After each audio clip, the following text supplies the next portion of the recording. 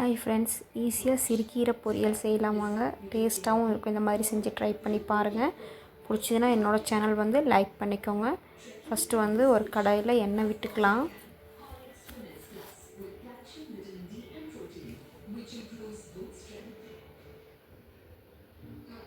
எண்ணெய் விட்டுட்டு கடுகு போட்டுக்கோங்க. கடுகு பொரிஞ்சதும் கடலைப்பருப்பு கொஞ்சம் போட்டுக்கோங்க. கடலைப்பருப்பு போட்டு பொன்னிறமாக வர மாதிரி நல்லா வறுத்து விட்டுடுங்க.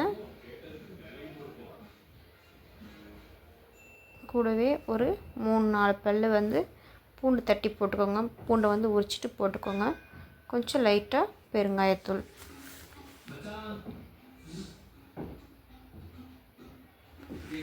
பூண்டு கொஞ்சம் நல்லா வணங்கி வந்த உடனே நம்ம பெரிய வெங்காயத்தை வந்து குட்டி குட்டியாக கட் பண்ணி வச்சுக்கோங்க.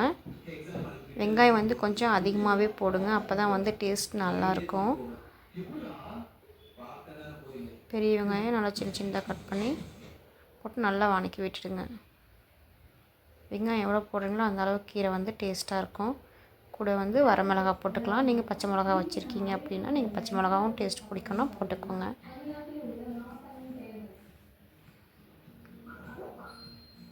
இப்போ இது கூடவே கருவேப்பிலை போட்டுக்கலாம். கருவேப்பிலையும் போட்டு நல்லா வணக்கி விட்டுடுங்க. இப்போ வணக்கி விட்டதுக்கப்புறம் கீரையை வந்து சின்ன சின்னதாக கட் பண்ணி எடுத்து வச்சுருக்கேன். நல்லா வாஷ் பண்ணிவிட்டு நான் நல்லா 2 டைம் வாஷ் பண்ணிவிட்டேன். 2வது டைம் தண்ணியில் போட்டு வச்சுருக்கேன். அது இன்னொரு டைம் நல்லா அலசிட்டு எடுத்து நம்ம வெங்காயம் வணக்கி வச்சுருக்கோம் இல்லைங்களா, அதிலே போட்டுக்கலாம்.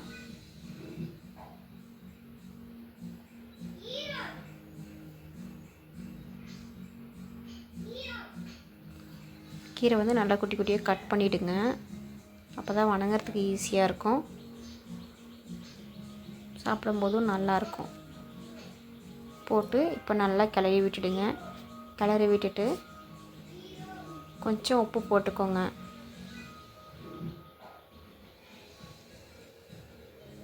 தேவையான அளவுக்கு உப்பு, தூள் உப்பு சேர்த்து போட்டுக்கோங்க. போட்டு நல்லா கிளறி விட்டுடுங்க.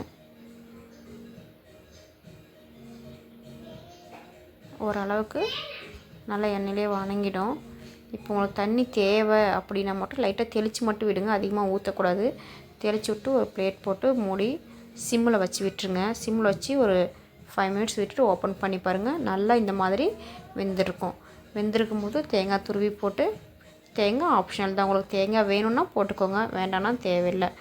போட்டு நல்லா கிளறி விட்டு எடுத்துருங்க. தேங்காயோட பச்சை வாசம் போகிற வரைக்கும் நல்லா லைட்டாக வந்து கிளறி விட்டுடுங்க.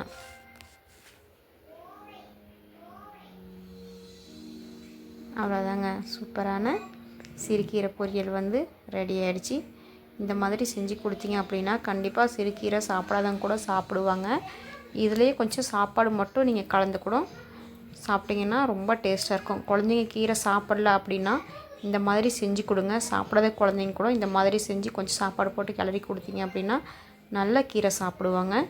ட்ரை பண்ணி பாருங்கள். பிடிச்சா என்னோடய சேனலை மறக்காமல் சப்ஸ்கிரைப் பண்ணிவிடுங்க.